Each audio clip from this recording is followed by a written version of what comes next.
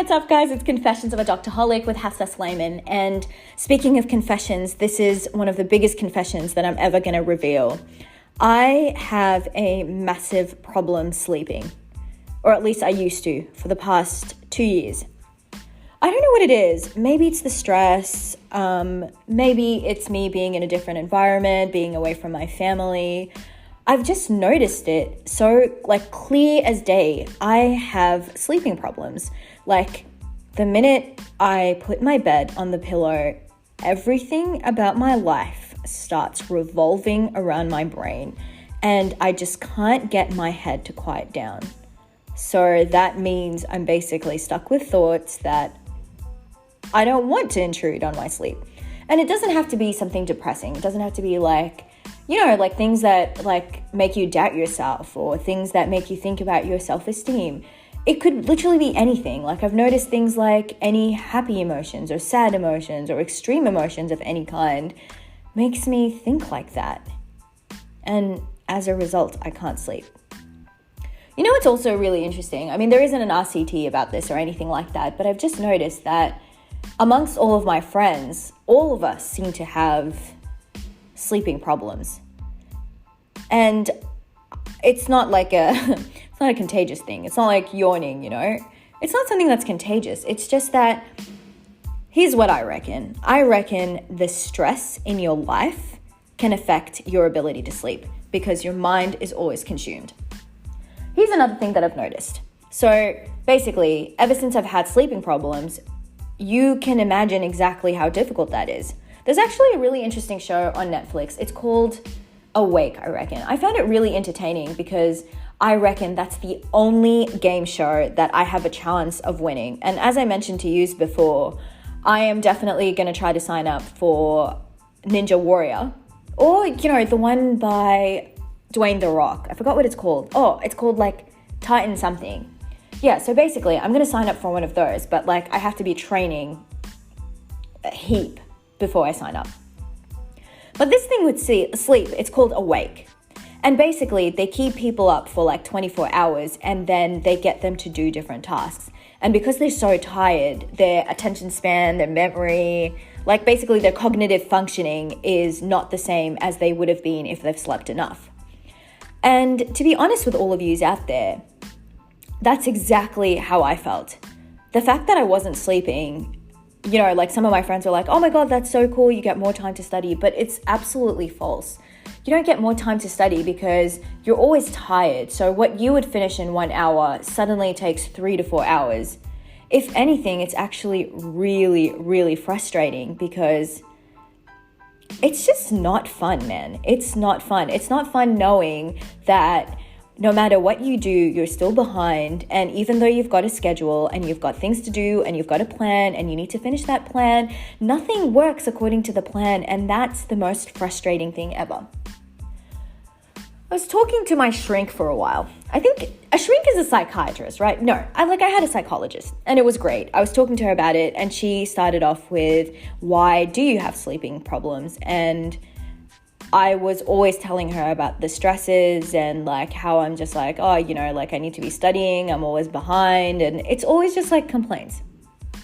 Okay, so we've established why I've got a sleeping problem.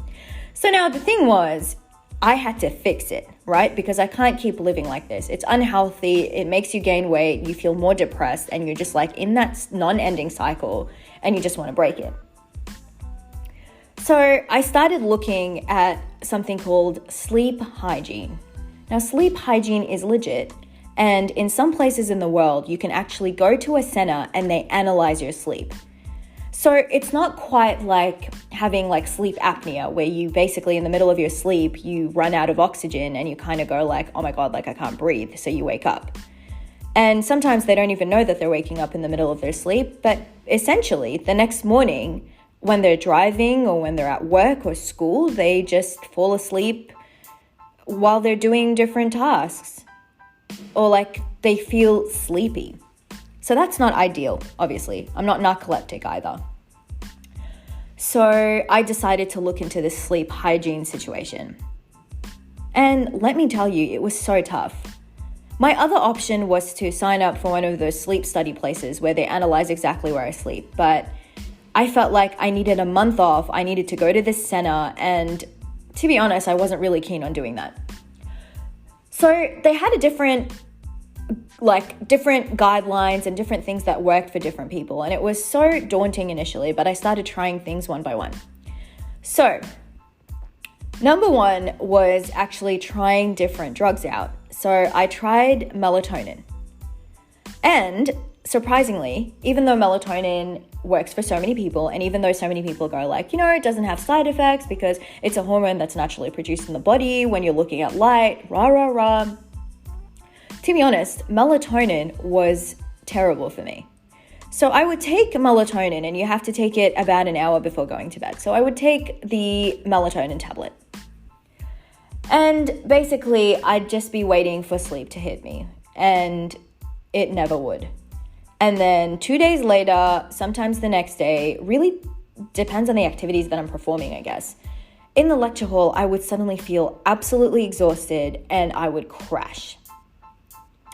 I kind of put it down as melatonin because I wouldn't quite crash like that when I wasn't on melatonin. And to be honest, after that experience, I tried it out for a week, didn't work. Then went back to the doctor and I realized I was such an idiot. And I was like looking at forums online. So basically what you need to do is you need to take melatonin an hour before you go to bed, and you need to dim the lights and basically produce a romantic setting for your body to fall asleep. So for the next week, I tried that and it still didn't work for me. And I was kind of fed up because I was like, oh my God, this is actually worse than me without melatonin. Now, some people go on benzodiazepines, but I wasn't willing to go on more intense drugs. I was just like, okay, let's take it back to square one and see what I can do. So first thing I started doing was switching off my phone. Now, initially, I didn't really have much going on, so it wasn't as difficult, but as the year went by, as things progressed, I was sometimes a little bit naughty and I would read in bed off of my phone. And initially, I didn't notice the effect that it had on my body, but with time, I started realizing that actually whenever I'm on my phone or next to the laptop or next to my iPad or whatever before bed, it actually has a negative effect on me. And by negative effect, I mean it makes me heaps more alert. What did that person text me? What's my crush doing? What's happening next in the book? That's another thing I noticed. I can't really watch things that excite me. So I can't read books that I find intriguing. I can't watch TV shows where I'm dying to know the ending, because at the end of the day, I just want to finish it. I just want to binge, and that's what I end up doing. I binge the TV show and I finish the textbook. And by that, I mean one of my romance novels, of course. And then finally, another thing that I found, which is absolutely bizarre, and to be honest, I found that out when I was eating healthy, was when I stopped eating desserts, I started sleeping better. Now, as much as I love my health and love eating healthy, and I'm one of those hippies like that, it kind of became difficult. So I started trying to eat before 2 p.m. I don't know who gave me this idea. I just started incorporating that, and I noticed that my sleep was regulated. Finally, exercise. So some types of exercise, like weights, tend to wake me up. Other types, like swimming, makes me crash. So ultimately, I need that balance of mentally not being completely hyper and physically being knackered. And it eventually worked. And another thing that I did was I would time myself. So every single night I'd go to bed at the same time, and every single morning I'd wake up at the same time. And I can't deviate off of that, even on the weekends. When you I want to go out, I want to go to the bars, I want to wherever you want to go, I don't deviate from that. And eventually, but surely, I managed to fix my sleep. So it was a bit of a long process, but ever since I've fixed my sleep, I have noticed that things are heaps better for me, in terms of attention span. And I don't know if it's also the mixture of me eating healthy, but I just feel like in terms of attention span, I'm much better. In terms of weight regulation, I'm much better. And I'm always awake at really early in the morning, so at a decent time of the day for myself. And I feel like I've been achieving heaps more because I've been awake early. So now I just want to throw it out to all of you. I know I've been just going on lecture speed, trying to tell you exactly what I did to regulate my sleep. So I want to know from the rest of you, like, have you participated in that show called Awake? Or like, what have you noticed changes when you stay awake for ages? And also, if you've had sleeping issues, what do you reckon regulated it, if you have? Or what do you reckon is the cause of it? I'm so curious and so passionate to talk about sleep because I'm so for sleep hygiene. Like, I'm definitely pro sleep hygiene because I've noticed how much it's fixed my life and fixed my sleep. So let me know, and I'll see you next time.